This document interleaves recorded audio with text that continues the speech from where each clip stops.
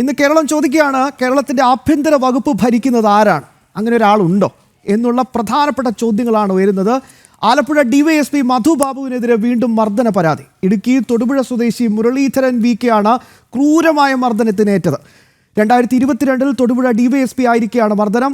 Wireless വെച്ച് നെഞ്ചത്ത് അടിക്കുകയും മറിഞ്ഞു വീണ മുരളീധരനെ നെഞ്ചിൽ ചവിട്ടുകയും ക്രൂരമായി മർദ്ദിക്കുകയും ചെയ്തു. പരാതി നൽകിയിട്ടും വകുപ്പ് തല നടപടി ഉണ്ടായിട്ടില്ല.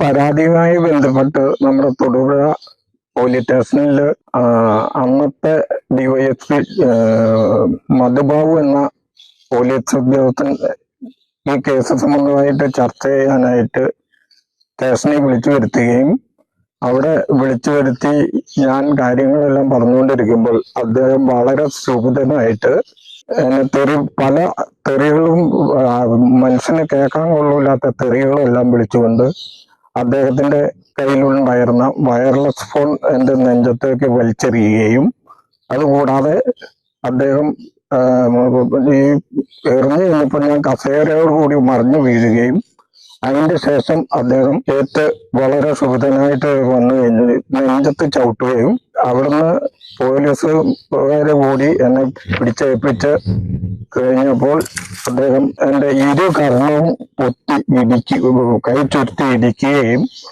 കൂടാതെ ഒത്തിരി തെറികൾ വിളിച്ചു.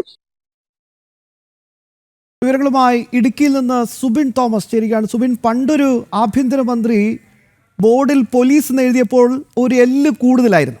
ആ എല്ല് സാധാരണക്കാരുടെ നെഞ്ചത്ത് കയറാൻ വേണ്ടിയിട്ടാണെന്നാണ് ഇപ്പോൾ മനസ്സിലാക്കാൻ സാധിക്കുന്നത്. എത്രത്തോളം വലിയ പ്രതിഷേധമാണ് ഉയരുന്നത്?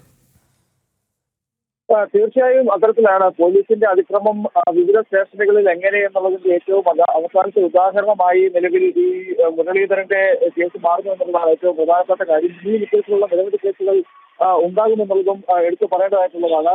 ഈ സംഭവം നടക്കുന്നത് 2022 2022 12-ാം മാസത്തിലാണ് മുരളീധരന് മധു ബാബു തൊടുപുഴ ഡിവൈഎസ്പി ഇപ്പോൾ ആലപ്പുഴ ഡിവൈഎസ്പി ആയിരിക്കുന്ന മധു ബാബുവിന്റെ ആക്രമണത്തിൽ ഗുരുതരമായി പരിക്കേൽക്കുന്ന സാഹചര്യമുണ്ടായി. അതായത് ഈ SMPTയുമായി ബന്ധപ്പെട്ട ഒരു സാമ്പത്തിക ഇടപാട് കേസ് പറഞ്ഞു തീർക്കാനെന്ന് പറഞ്ഞാണ് ഈ മുരളീധരനെ സ്റ്റേഷനിലേക്ക് വിളിച്ചു വരുത്തുന്നത്. പരാതിക്കാരൻ ഈ സമയത്ത് ഇവിടെ ഉണ്ടായിരുന്നു. ഇവിടെ എത്തിയ ശേഷം പല കാര്യങ്ങൾ പറയുകയും ചോദ്യം ചെയ്യുകയുമായിരുന്നു. ചോദ്യം ചെയ്യുന്നതിനിടെ താൻ തെറ്റൊന്നും ചെയ്തിട്ടില്ല എന്ന് പറഞ്ഞതോടുകൂടി ഇയാൾ പ്രകോപിതനാവുകയായിരുന്നു. മധുബാബു പ്രകോപിതനാവുകയായിരുന്നു എന്നാണ് മുരളീധരൻ പറയുന്നത്.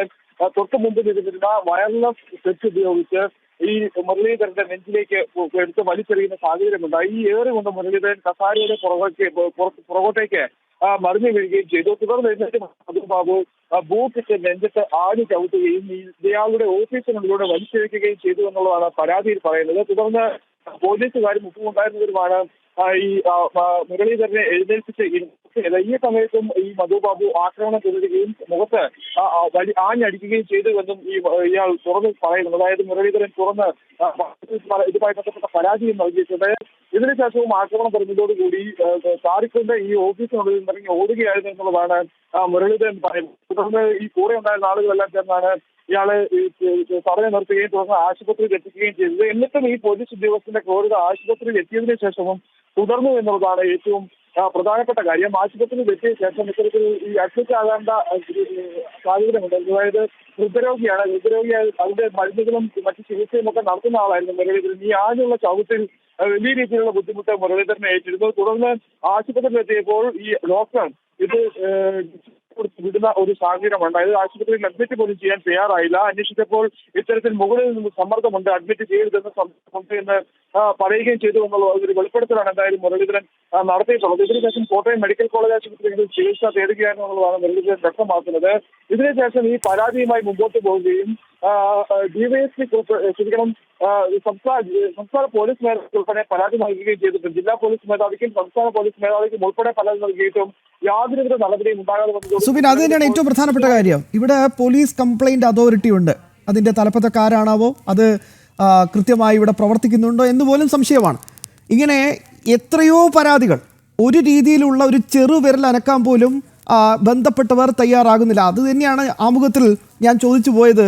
ഈ ആഭ്യന്തര വകുപ്പ് എന്നൊരു സംവിധാനം ഇവിടെ ഉണ്ടോ, അതിനൊരു ചുമതലക്കാരനുണ്ടോ എന്ന് കേരളം ചോദിച്ചു പോവുകയാണ്.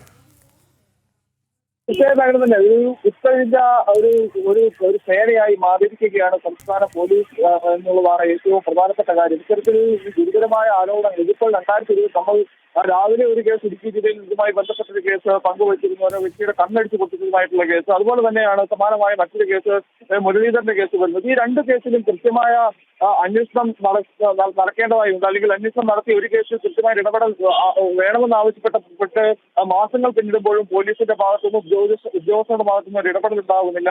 ഇത്തരത്തിൽ 4 വർഷമായി നിയമ നടപടികളുമായി മുമ്പോട്ട് പോയിട്ടും പരാതി നൽകിയിട്ടും യാതൊരുവിധ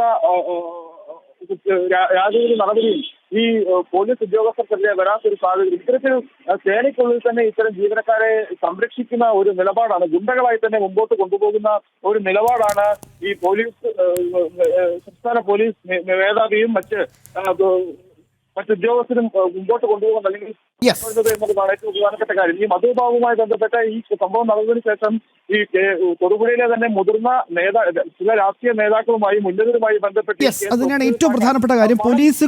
പോലീസിനുള്ളിലുള്ള ക്രിമിനലുകൾക്കെതിരെ ശക്തമായ നടപടി ഉണ്ടാകും എന്ന് പറയുന്നതല്ലാതെ ഒരു നടപടി ഉണ്ടാകുന്നില്ല എന്നതാണ് ഏറ്റവും പ്രധാനപ്പെട്ട കാര്യം.